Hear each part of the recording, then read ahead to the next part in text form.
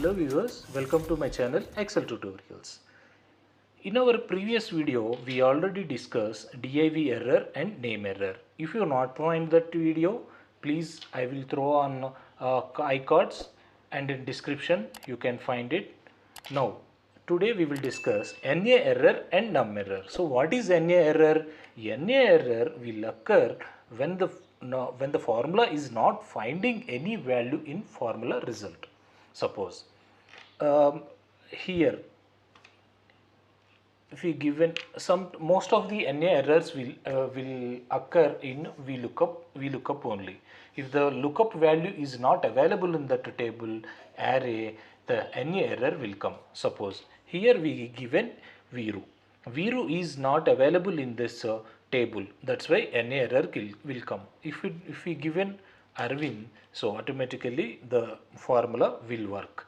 At the same time, if the NA is dividing in the formula, dividing, subtracting, additions, if you do any NA in this formula, this NA error will come. If we give number here, it's automatically will work out. Next error is num error. So what is num error? Num error will occur when the result of the formula is too big or too small. Suppose here in this example we are doing 10,000 to the power of 100.